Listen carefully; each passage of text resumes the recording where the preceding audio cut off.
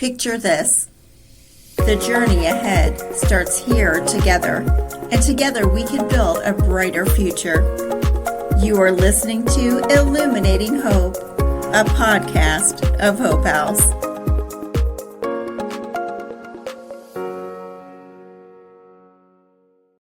Welcome to the Illuminating Hope podcast. Today I'm here with my co-host, MaryAnne Metheny, CEO of Hope House, and Randa, Hager, Director of Outreach Services. And today we're going to talk about stalking. January is the 20th annual Stalking Awareness Month, which was originally founded by a sister of Peggy Klinke, a stalking homicide victim. And if you want to understand stalking is criminal, it's traumatic, and it's dangerous victimization. Randa, do you want to jump in and talk about stalking and the different facets of stalking? So we often think of stalking as a crime that happens to not necessarily a domestic violence victim. Hollywood often glamorizes it. You see different movies where someone's following someone, they don't take no for an answer, and often the clients and victims that we come in contact with, all of them will tell you that at some point in time they've been stalked by their abuser, by their partner. It's very, very scary, incredibly scary, and more so whenever they leave the relationship. That's when we see it happening more often, and it becomes more and more scary when they do leave. Do you want to talk a little bit about post-separation abuse and stalking? Well, I think it's terrifying because it's deadly.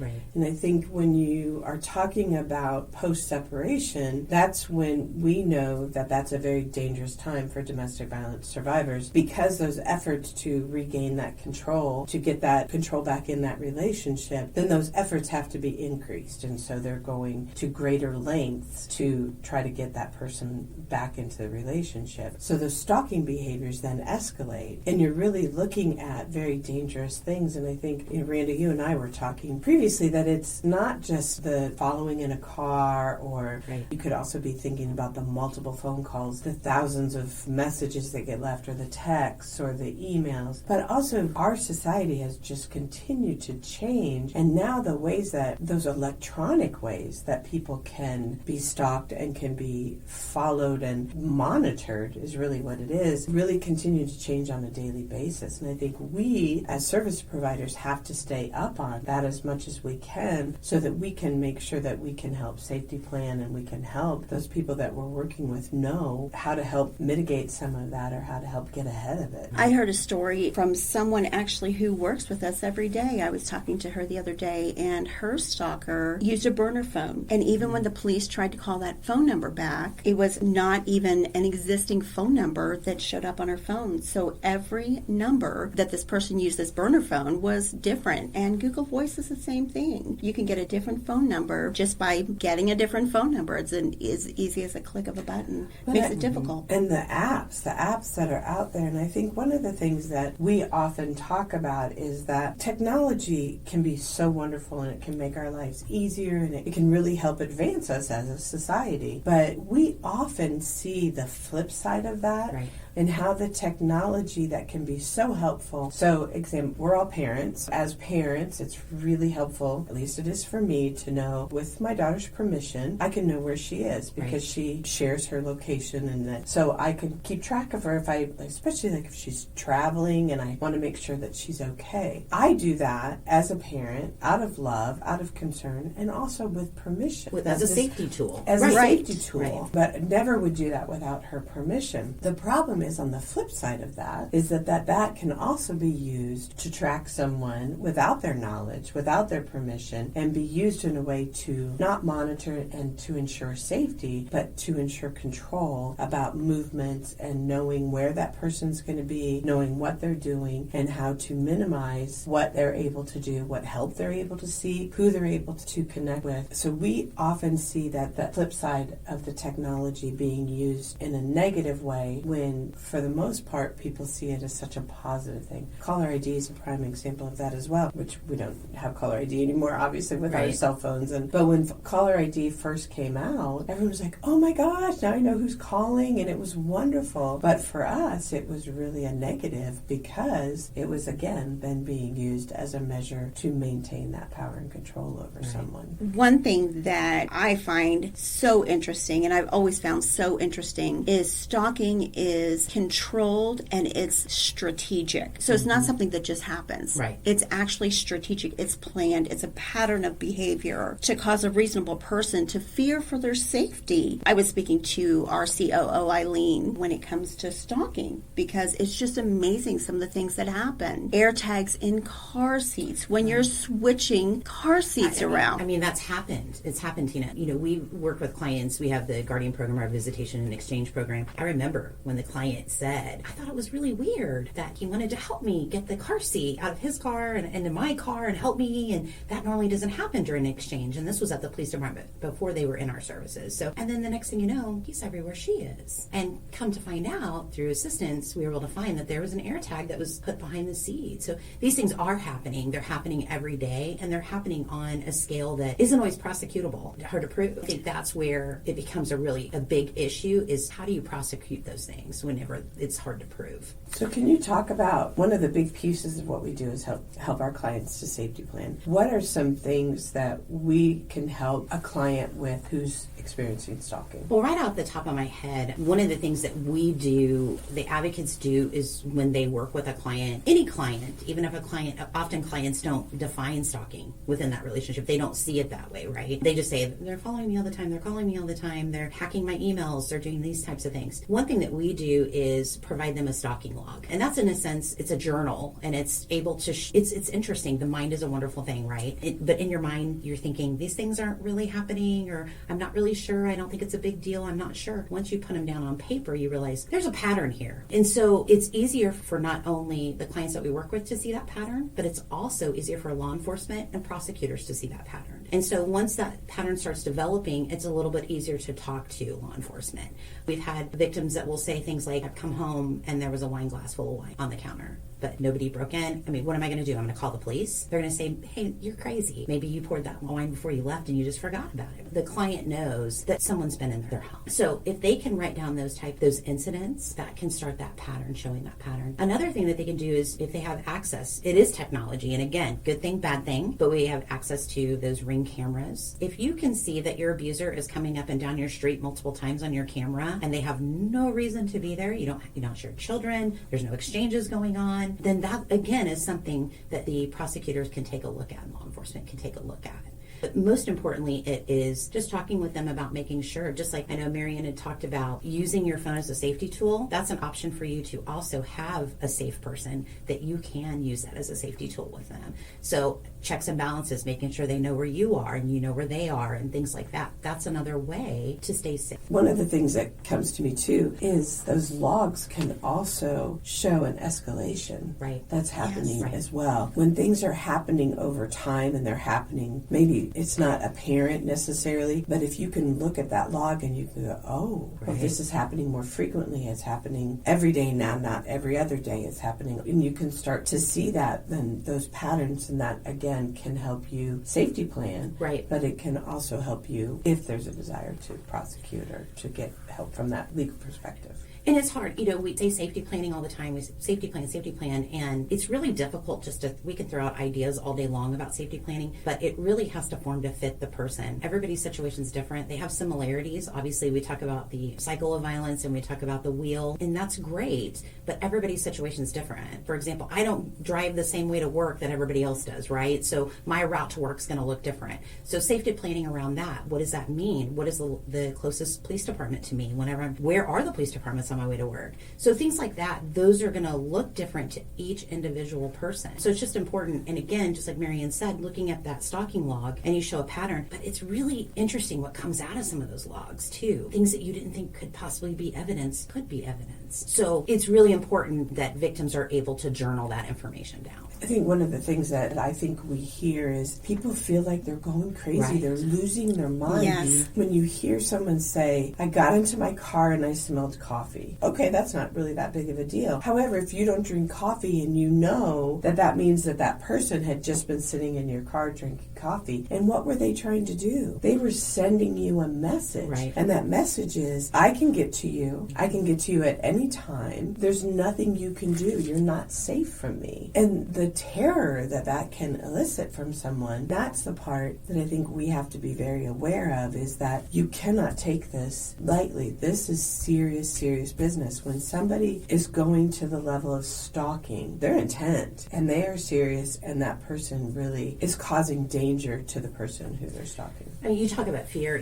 One of the things that I do talk about whenever I do trainings, even in the community, not just law enforcement, but in the community, one of the things I say is, if I got a text message right now from my husband that said, I miss you, I love you, and I can't wait to see you, I'm like, this is great. We're going to have a great night. Nice. Dishes are getting done. Dinner's cooked, I'm sure. Cooked, laundry's folded. This is fantastic. I'm putting my feet up. But if same text message and I'm a victim of stalking, I mean, the terror that would be, what does that mean? When are they going to appear? So again, those type of messages, unfortunately, if you show that to a judge, that doesn't seem offensive, but to a victim of stalking, that's incredibly scary. So, because it's not an outright threat. Right. When you look at it, you Right. don't see the threat. It's not, if it comes across as, I'm going to kill you tonight, okay, that's pretty clear. But that same intent was behind that text, but it wasn't said that way. Right. So that's where, again, I think when you can put it with the pattern and you can have evidence around the intent behind it, that's what's so important. Right. But I think that's the part, too, that if somebody's coming to you and telling you these things, you have to believe them and you have to listen, and don't go, what's wrong with you that you don't want your partner to say those things to you? Exactly. Really understanding what's beneath that. The emotional and psychological effects are just off the charts when it comes to being a stalking victim. And victims often, you're right, second guess themselves. The sad thing is society really needs to get this picture, because sometimes they can aid on the emotional distress of a stalking victim. I watched a webinar about somebody receiving flowers, and their knees were buckling and they were scared, and all of the coworkers and everyone was saying, oh, this is wonderful, oh my goodness, I can't believe you're so upset. Why are you so upset? Well, she'd gotten a text that said, these will be your last flowers. I'm going to kill you. I'm going to find you and I'm going to kill you. So the coworkers weren't curious enough to see why in the world she's so upset about these flowers, when she knew even walking out the building, he could be in that parking lot. She didn't know. So it's interesting that we as a society, I think the word curious, and MaryAnne and I have heard this word curious on our podcast a lot. We just need to be more curious about why the reactions are what they are. And I think stalking is definitely one of those. I think looking at the why. Absolutely. I think when we can ask what is the why behind it, then we can really understand things a lot better. I think, we've said this over and over and over again. Domestic violence is complicated. It's ugly, and it's dangerous. So many facets. So many facets to domestic violence. And stalking is one I think that we don't spend enough time talking about, and the dangerousness of stalking. Post-separation, my abuser stalked me, and somebody finally had to tell me, because it was so bad. He is not omnipresent. He is not everywhere. He wants you to feel like he is. And so that was great for me, because I just needed to know, okay, this person is a human. He's not everywhere like he claims to be. But I also think, too, when you think about the different devices that people have access to now, that they can be in more places than ever before. Watch you on your phone. They can be tracking things. They can track your person. They can follow you on your car. They can be watching you on your computer. And now the people are installing cameras, and people don't know it. People don't, especially if you've been in a relationship with that person. Right. And they've had access. You guys have shared living spaces. It's very possible that there are things in that house that you're not aware of that are used to monitor you. Absolutely. And of course, my story ended 23 years ago. So the technology wasn't there yet. So I can't imagine what victims today, and we're not even talking about just adult victims, but there are teenage stalking. Absolutely. And we have, using forms of social media to track down and have power and control over a teenager. Because a new social media account is so easy just to create and delete and create and delete. Well, and again, what you're saying on social media and the message that you're sending, and what is the intent behind that message, I think you can't underemphasize that. I think the other thing that, again, thinking about our cars, we all have apps now that you can start your car, you can set your alarms, you can set your house alarm from your phone. Just think about that happening from someone that you're no longer in a relationship with, or that you're trying to escape from, and they're doing those things. They're starting your car, shutting your car off, or setting your alarm when, all of those things that can happen that you have no control over, that until you are able to separate those kinds of things, those apps and those connections that you've had with that person. I don't like to talk a lot about stats because I like to get down to the real stories and talk about real people. But I did find one of these stats so important. 81% of women stalked by a current or former husband or cohabitating partner were also physically assaulted by that partner. And the average length of stalking, 2.2 years. Like they don't have something better to do, these abusers. But going back to that, Tina, think about that if you have these kind of behaviors that are happening to you consistently for 2 years, imagine the drain and the strain that puts on you as an individual. The exhaustion alone. And then also, just like going back to what you said earlier, a lot of the victims feeling is that no one believes me. And so when you throw a little exhaustion on top of that, very easy to get worn down. Absolutely, and I think that's where the logs come in so handy, is to be able to write it down, to jot it down. It is so very exhausting. If there comes a time where enough is enough and somebody does go seek law enforcement, there is a Missouri state statute that states an officer can arrest on a stalking or harassment charge, be it probable cause. And so if that tool, that log can be used as probable cause, that can definitely help a stalking victim. We were talking earlier about an AirTag in a car seat and how it was found. What can Hope House do to help that victim of stalking and domestic violence so this doesn't happen again? Some of the things that we can do is we do have donations that we get new car seats so we can help with replacing advocates that work with clients that maybe can access some security items. And we do have some of those things and some donations for those types of things to maybe help. And also that safety planning and then talking through with them what that log is and what that looks like and what that means. So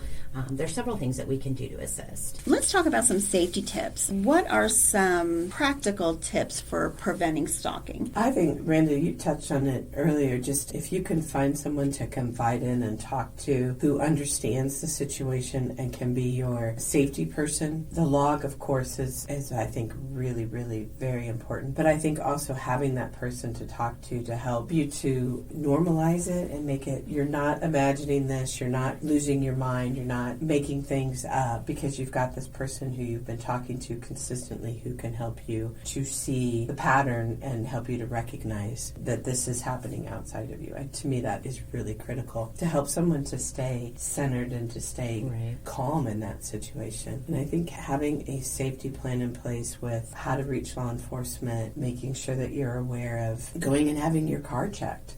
To make sure that you don't have a tracking device. Making sure you can take your phone in and make sure your phone doesn't have an app or a tracking device on it. Making sure your computer doesn't have some kind of software or a piece added to it that you weren't aware of. Making sure that you don't have something in your house that you were not aware of. Having some sort of camera on the outside of your house to monitor who's coming and going. Just ultimately being aware of your surroundings.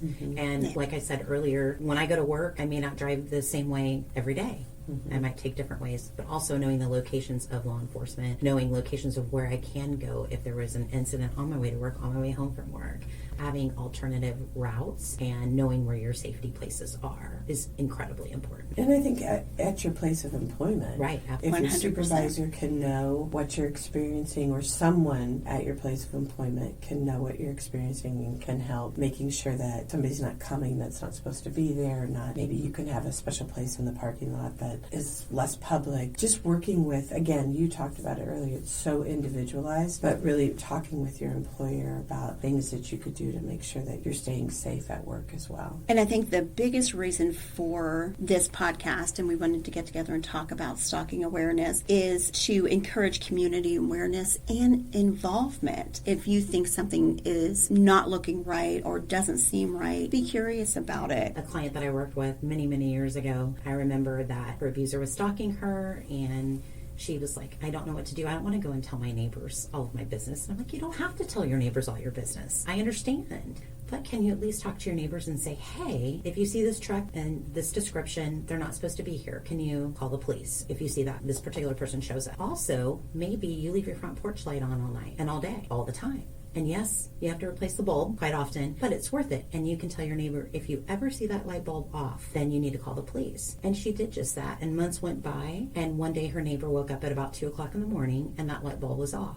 The front porch light was off. They called the police showed up, and he had actually broken through and went to the basement and was coming up. And oh my goodness. Yes, and was able to stop that. But things like that, those are things that can help. And so just by having that conversation, not necessarily putting all of your information out there, but hey, you see this? Call. Because had that conversation not happened with the neighbor, they would have known, and who knows what could have happened. And if you don't know your neighbors, then that could be problematic, which is why we go back to it's very individualized. Right. And so talking with someone about your particular situation and what would work in your situation is so important. And I want to reiterate to the significance of Stalking Awareness Month. Stalking Awareness Month happened 20 years ago because of a victim. And we can be the voice of that victim today, even 20 years later. Peggy Klinke.